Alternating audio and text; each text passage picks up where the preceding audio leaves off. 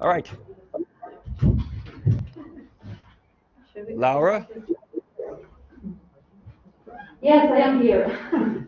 thank you very much. You're a Well, miracle worker. thank you.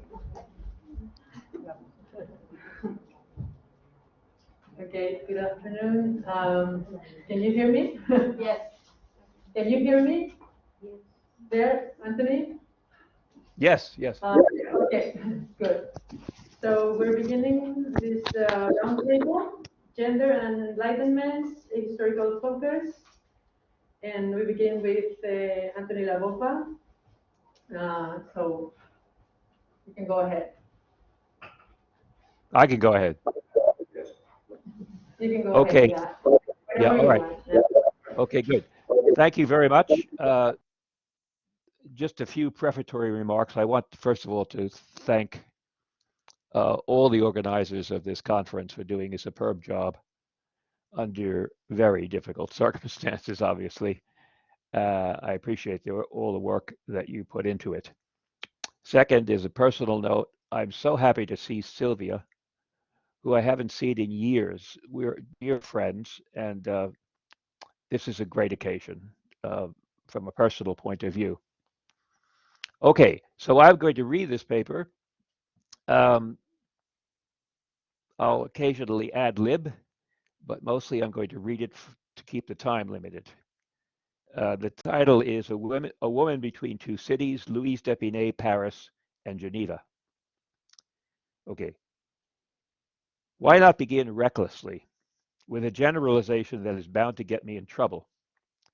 There is, I want to argue, a distinction between early modern feminism and modern feminism, one that seems to be vital to understanding the career of feminism in France and perhaps in Europe over the long term.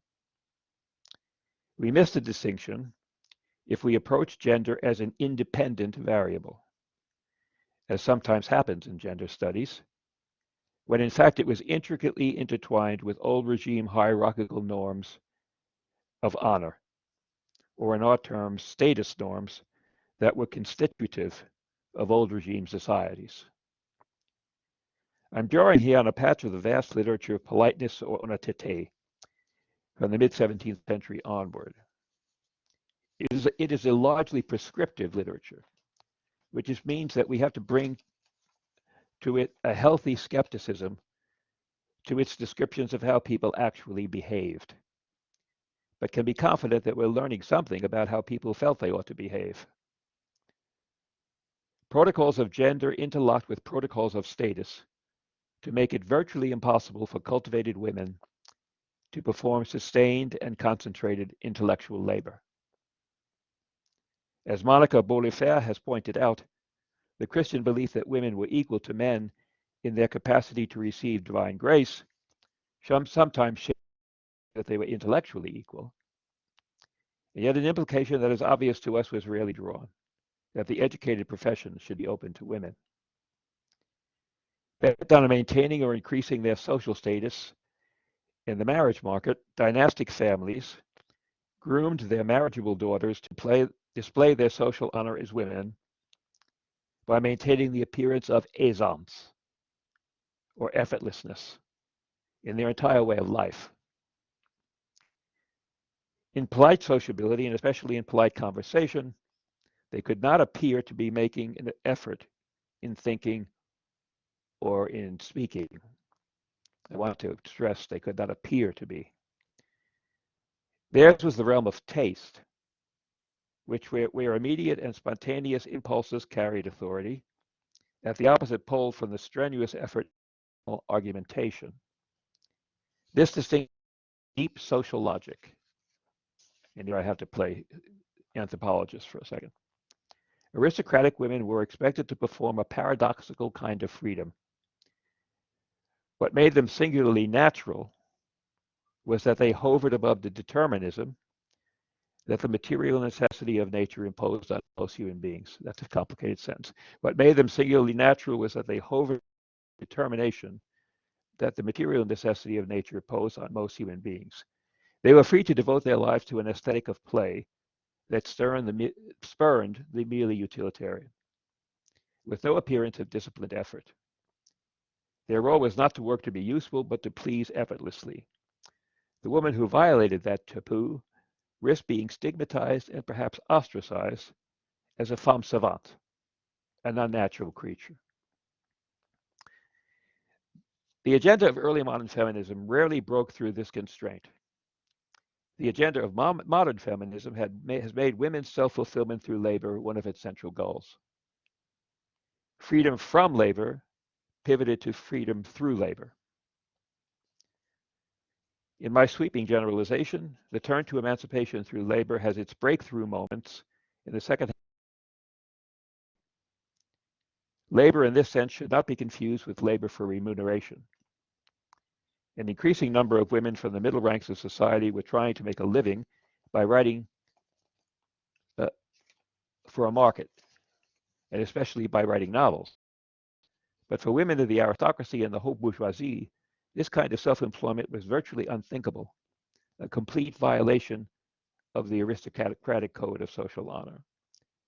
What became thinkable, or at least more thinkable, was constant and sustained labor in reading and writing in periods of solitude,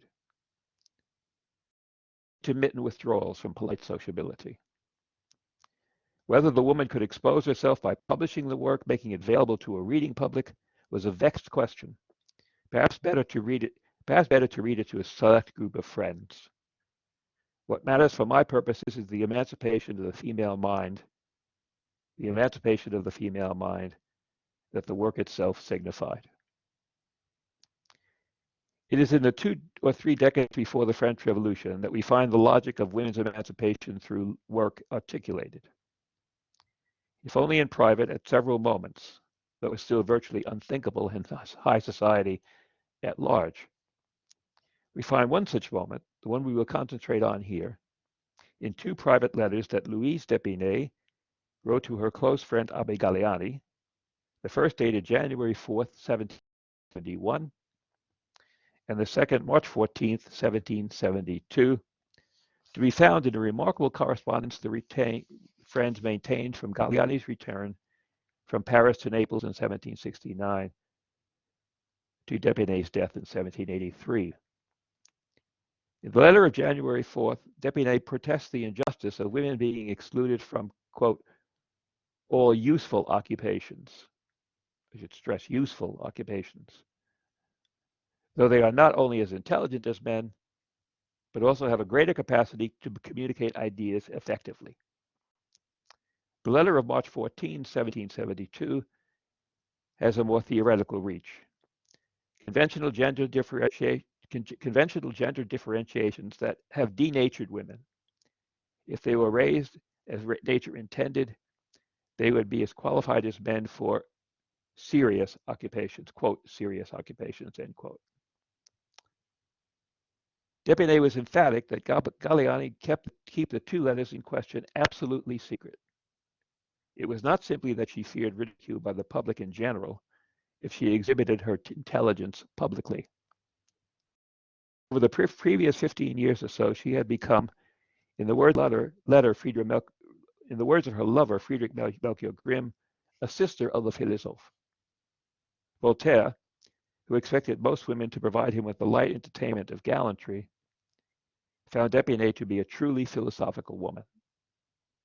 She knew, though, that on the issue of women and work, she would not receive public and perhaps even private support from her brothers among the philosophes.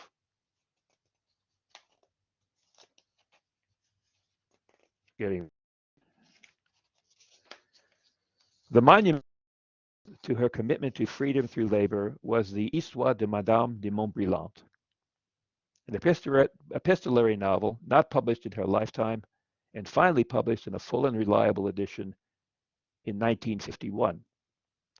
The 1958 edition has 1,482 pages of text in small print,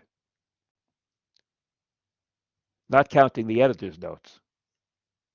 Whatever else one might say about the novel, it is in sheer size monumental. The profusion of detail threatens to overwhelm the reader, but for heroically unwavering readers, I count myself among them, the novel's riches are many. There is a panorama of characters drawn from her family, her friends, the people she encountered in Le Monde, and the world of letters. No other, dare to say, gives such a wide entry into the monetization of life in an aristocracy preoccupied with inheritances, loans, and arranged marriages that made women commodities in financial deals. Debbie has a gift for relating her intense introspection in exchanges of letters that are acute psychological dramas. Not surprisingly, the novel has drawn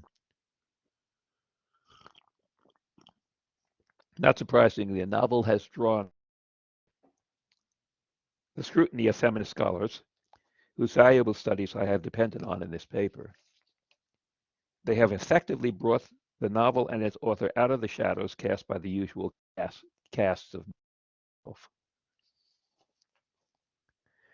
Despinay originally came, one might say, to outdo Rousseau, to whom she offered a refuge from Paris in a cottage on the estate of her father-in-law. Montbrillant would be an experiment in the psychological realism and the true-to-life epistolary dialogue that she found lacking in Rousseau's novel Julie, whose early parts he had read to her. Her characters, and there were many, would not be rhetorical mouthpieces. They would speak for themselves, with the epistolary novel made possible.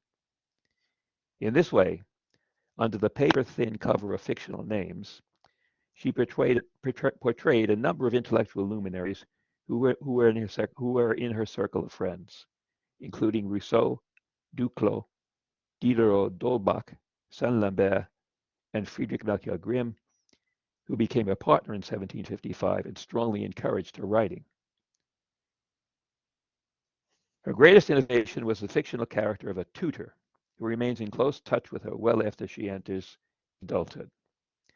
Her letters to him and the extensive journal she wrote for him were exercises in the self-reflection that our social surroundings inhibited.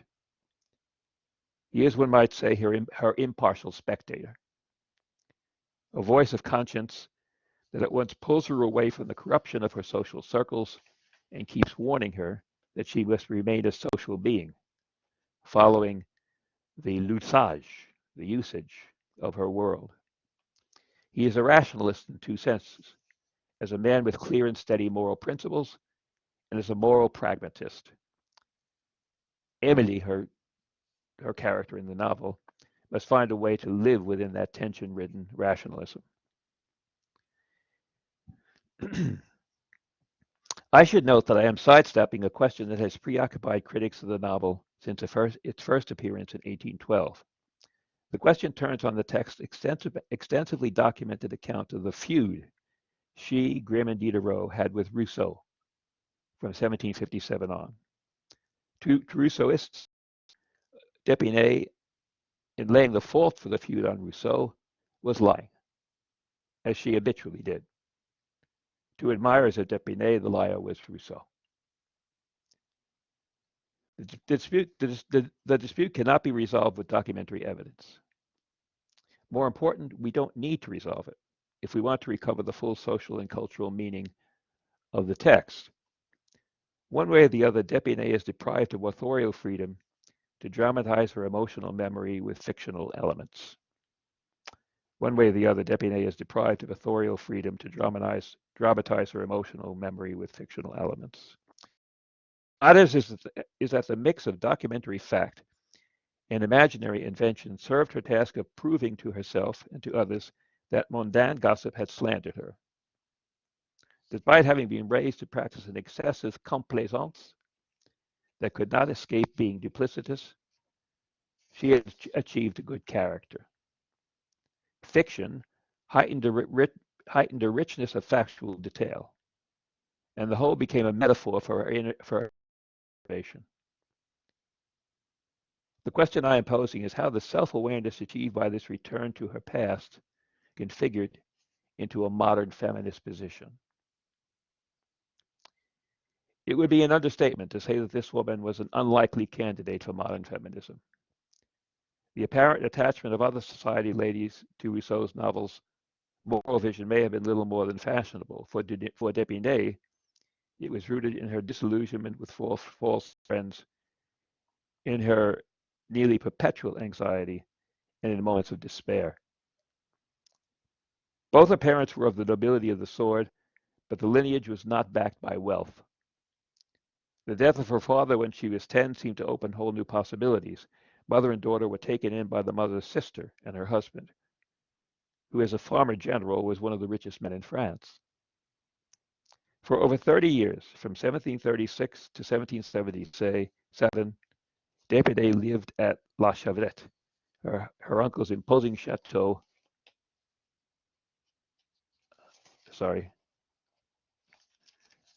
Her uncle's imposing chateau on the outskirts of Paris. Her mother's piety and the determination of her aunt to enforce the girl's inferiority to her own children limited her education almost entirely to books. Extreme piety and a timid politeness, perhaps unavoidable in her close dependence on her sister, who took on all the airs of a farmer general's wife, led her mother to teach her to be ever complaisante. She should always please others, never offend anyone, however much dissimulation that required. Complete of confidence, she married her cousin, Denis Joseph, in 1745, and a year later he too became a farmer general. A future of wealth and luxury seemed assured. In Montbrillant, she recalled herself as being incredibly naive. Given his behavior to that point, it should have been obvious to her that Denis Joseph would neglect her position and throw away the considerable fortune on gambling, mistresses, and conspicuous consumption. Only tenuously attached to the title nobility by birth, he flaunted the privileges of wealth by living the free, reckless, and dissipated life of an aristocratic libertine. The Martin gives a remarkably candid account of her sufferings from the syphilis her husband gave her. He sunk deeper and deeper into debt, and at times creditors tried to press their case by virtually occupying the reception hall at La Chevrette. A measure of her helplessness that she did not legally separate from his séparation des biens. She did not legally separate herself from his collapsing finances until 1749. She was, she later recalled, a young woman without a will of her own.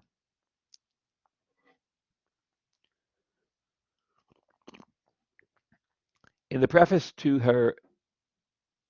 the text Émilie, D'Epinay's alter ego, states that she wants to publish her story, quote, to absolve herself in the eyes of the public from the suspicions of frivolity, coquetry, and lack of character. Today we often use the word coquette rather lightly to evoke a mildly mischievous teasing. Calling a woman a coquette in the 18th century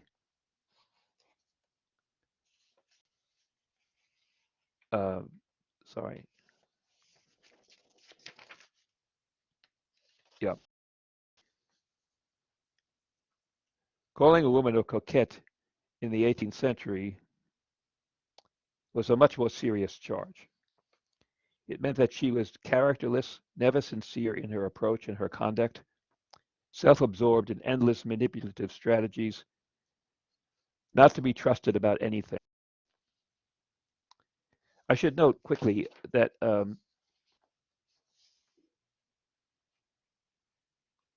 complaisance, there's a very thin line between complaisance and coquetry in this world. It was very easy to be trying to be complaisant, ended up and perceived as a coquette. Character is the key word in Montbrillant, appearing often in D'Epinay's exchanges with her tutor and with Grimm. It was the repository of a family of moral attributes that in turn proved that the person in question was adhering consistently to a set of moral principles. Arguably, it has remained so to this day. I want to explain here how two images, distilled from her experience of two cities, Geneva and Paris, became a crucible for her conception of character. From age 10, she spent most of her life in Paris, or more precisely in the near vicinity of Paris, close enough to the city by coach to attend the evening entertainments with which Le Monde displayed itself to itself. For 2 years, from late 1757 to late 1759, she resided in Geneva to receive medical treatment for a chronic illness, probably stomach cancer. In Montbrillant and other texts, find her highly selective vision of each city, each fashioned as the foil to the other. To the visitor of Geneva, Paris meant Le Monde, and Le Monde was corrupt, a treacherous world of false appearances, a dystopia of idleness, the excessive, conspicuous consumption. To the alienated to the alienated Parisian, Geneva was a pure, simple, and sincere. Understanding the purchase of the concept of character in this context requires a union of cultural and intellectual history. History of ideas at work that has been rare. It remains a common assumption that to prove influence, one has to show that X read Y's text and derived ideas specifically from that text. That approach would straitjacket us in the D'Épinay derived her ideas and indeed her language from a rhetorical culture, a shared fund of meanings and perceptions of choice, absorbed in reading, but above all in sociable conversation in Enlightenment circles. She did not discover in Geneva the ideas that gave her a critical distance on the culture of Le Monde. She came to Geneva with the expectation that she certain values and principles being practiced, permeating an entire society. For reasons that will become apparent, she found what she expected to find. And that was a pivotal step in the formation of her feminist thought, the feminist thought she revealed to Galiani 12 years later.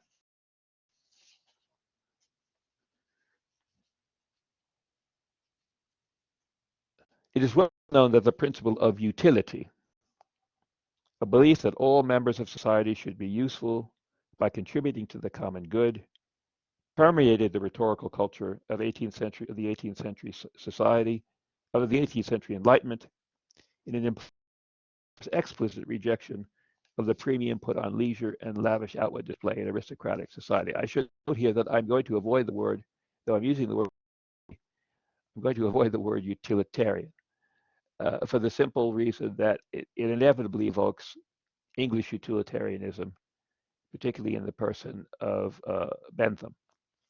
I'm not talking about that. This is a much broader phenomenon. We also know that the logic of utility drove the upsurge of patriotic sentiment in France in the second half of the century.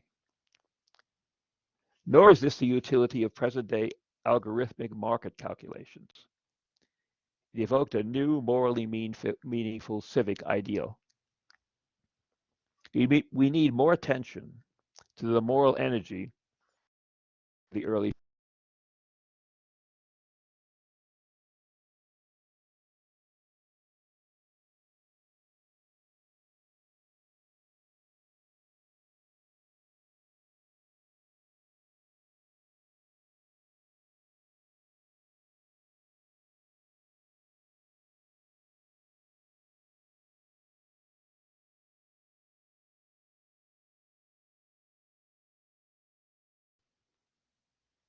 Can you hear me? We lost you for a few minutes. Okay, I'm back. Great. Can you hear me now? Yeah. This sounds like an ad for Verizon. Can you hear me now? Yes, we can. Okay, I shall proceed. Okay. In Geneva, okay, D'Épinay found herself in a city devoted to the practice of utility. This is her perception of the city. A community whose division of labor seemed entirely motivated by that principle from the base of the social pyramid to its pinnacle. The more she admired that world, the more she realized that she had been living in a parasitical world that prided itself on its freedom from the demands of usefulness. Usefulness, of course, required self-disciplined labor, without which one could make no claim to character, and perhaps to the stable selfhood around which character was built. It would be hard to exaggerate the degree to which D'Epinay's determination to acquire character by practicing labor of some sort was reinforced by those 2 years in Geneva. Notwithstanding the task of being tagged a femme savante, the practice of labor in study, étudier, and in writing became her existential of gravity, the opposite of the social life of Paris, the key to developing a sense of independence and indeed of autonomous selfhood. In one of the richest passages in Montpellier, she describes her reaction to first witnessing Diderot's conversational pyrotechnics in 1760. She was inspired by his self-possession. Quote, I find myself more strongly attached to my duties, to everything I do. I work more easily. In short, I am more myself than I was. The more centered she had felt in Geneva, the more she had devalued Le Monde as a world working to descatter the self by subjecting it to the myriad gazes of others, a world of false appearance, scandalous gossip, and relentless struggle for reputation. Well, of course, here enters Rousseau, but I'm not going to let him enter, because if I let him enter, he'll take over the entire paper. So I'll just say that there's much to say about Rousseau and the influence of Rousseau on Madame d'Épinay, but let's reserve that for later. Theodore Tronchin, the physician who brought her to Geneva and treated her there, was the pivotal purpose in making her experience of the city at once transformative and transformative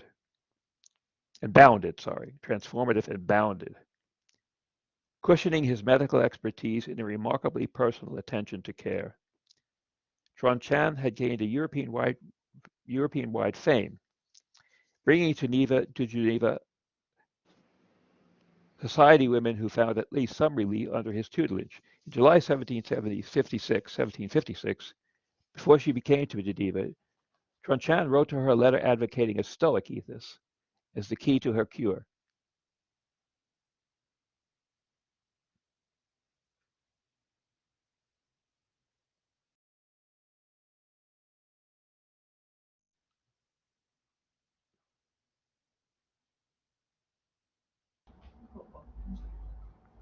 Hello? Yeah, we lost you briefly. Just a few Hello? seconds. Hello, can you hear us? Can you hear us? No. Yes. Yeah? Okay. And can you hear me? Yeah, we can now. We missed you for a few seconds. Just a few Okay. seconds this time. It's getting Let me better. see. Let me go back. Okay. I don't know what you missed, but this is technology. Cushioning, okay? Yeah? Yeah. Yeah, now it's working. Yeah, I think you were Okay. better there. Okay.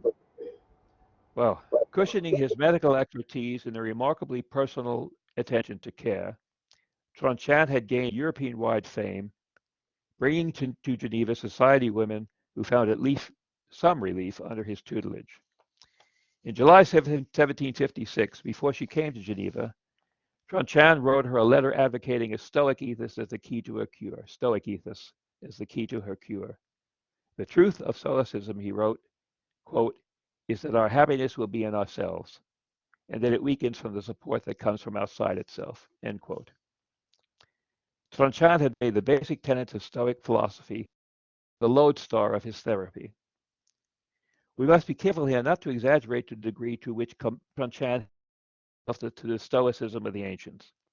18th century people selected from and melded the ancient philosophies. As far as I know, the 18th century Stoic who practiced the unforgiving ascesis of Epictetus and his followers were very rare birds. D'Épinay and others saw no need to master an intricate, internally consistent philosophy. What mattered was a living an ethos of independence through self-command that could be reconciled with the demands of one's station in life, which brought social responsibilities that could not be ignored. A highly successful physician in the Geneva patriciate, Tronchin practiced stoic moderation in what remained a quiet, comfortable bourgeois life. We might call this patrician. Despite Tronchin's counsel to lessen her need for friends, but otherwise feeling oppressed by the social regime of Le Monde, found relief in modified routine or equanimity. Acting as a friend as well as a physician, Tronchin taught her not to mistake a capricious desire for basic need. He imposed on her a daily regimen, including allotments of time to solitary activity, socializing, rest, and exercise routine, and of course, reading time. In the language of the century, D'Épinay's aid of the random or luxus of her social circles, and above all her husband, was confirmed. She may have just dipped her toe into Stoicism, and that was enough to provide a powerful rationale for changing her within of her responsibilities to her station. In a plea to her father-in-law, she wrote that she wanted enough money to allow herself and her two children to live economically in their station, or état.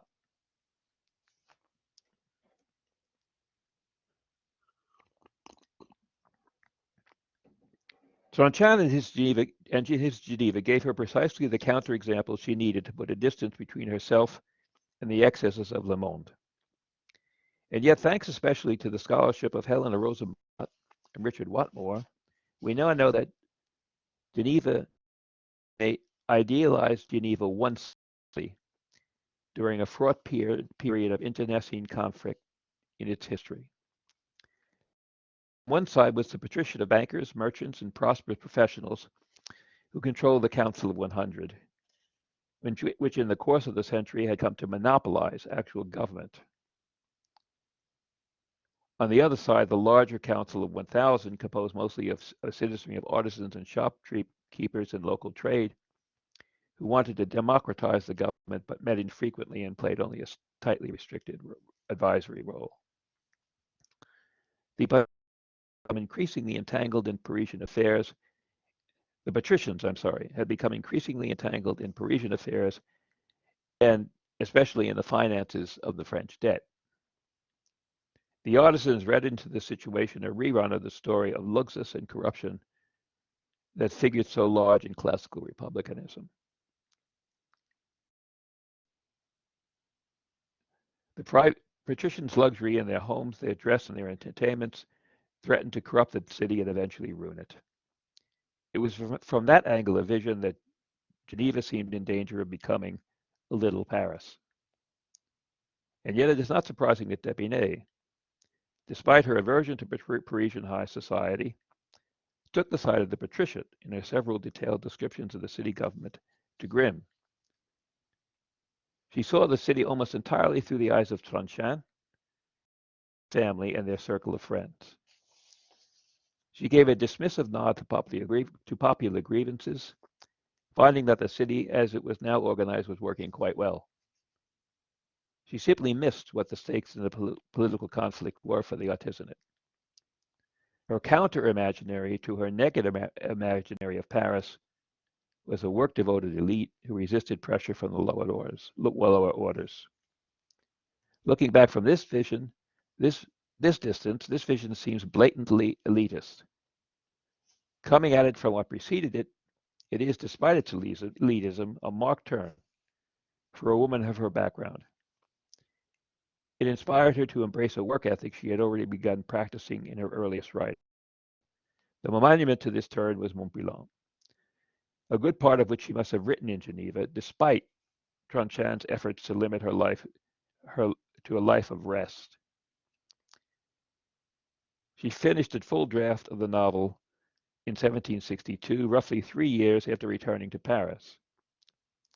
She went on to write another large book titled Conversation d'Émilie, published in 1774, an implicit but obvious refutation of Rousseau's Émile. She drew on her tutoring of her granddaughter to advocate an education for women that would give them at once moral autonomy and social propriety.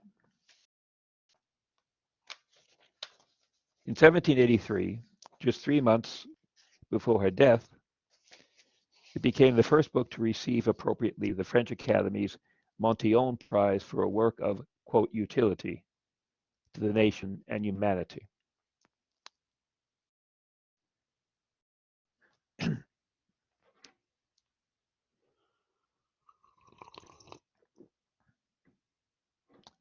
We can now return to d'Épinay's 2 letters to Galiani, and especially to the second one. Her commitment to the work ethic, I am arguing, makes her a prime example of the transition from early modern to modern feminism.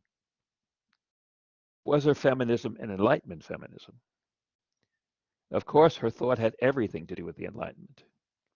She was a rare case of a woman directly involved in the intellectual life of the Parisian philosophes, in her friendships with Voltaire, Diderot, Grimm, and others, in the gatherings at La Chavette, and in her work on the Correspondance littéraire. The fact is, however, that her feminist position was the exception to the rule among Enlightenment thinkers. On March 22nd, 1772, just a week after her first feminist letter to Galiani, she wrote to him that she would soon send him a copy of Diderot's published essay sur les femmes. There have been efforts to read d'Épinay's text against the grain, but in my reading, it puts him at the opposite pole from d'Épinay. It is a fiercely misogynistic text. I use the word misogynistic advisedly. I generally avoid it, but I think in this case it is appropriate. That is probably one reason that she insisted on Galiani to him absolutely secret.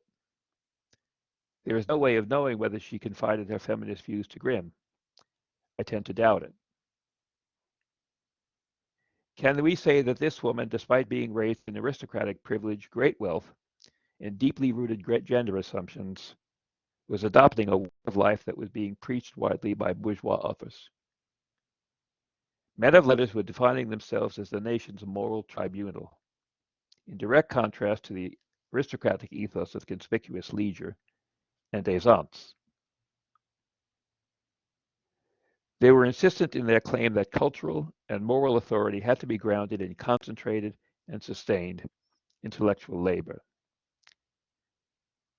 But this is not to say that a bourgeois ethos embraced modern feminism, as I have defined it.